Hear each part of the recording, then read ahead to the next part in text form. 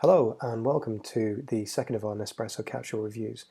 It's important to note that we're not affiliated with Nespresso in any way.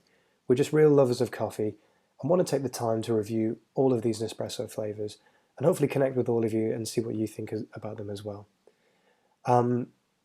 We spend a lot of time on these reviews and it would be really helpful if you hit that like, share and subscribe button to be notified first when we produce our next review.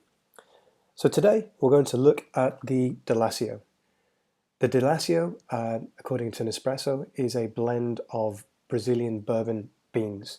And as we start to brew and look at the colour, it's interesting to note that it certainly has some kind of echo of bourbon type presentation, which is interesting because the colour for bourbon comes from the oak of the cask that it's held in rather than the original beans or the original ingredients. But certainly it's a lighter brown.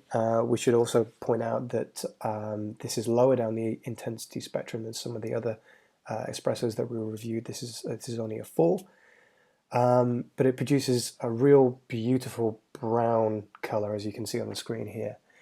Nice thick crema on top, a little bit lighter than some of the other ones that we reviewed.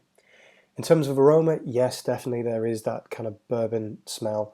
I've always been a little bit cautious around some of these sort of scented or flavored espresso capsules. Sometimes the taste or the smell can be a little bit artificial, but it sits really nicely with this particular espresso.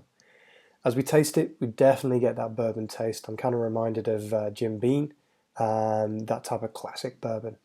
It's very smooth. As I said, the intensity is only a 4. Very easy to drink. Great in the morning, and if you're a whiskey lover or a bourbon lover, I think you'd really enjoy this particular coffee.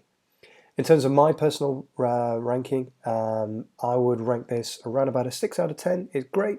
It's not the best one that we've ever tasted so far. Certainly not the worst, but solid 6 for this particular one.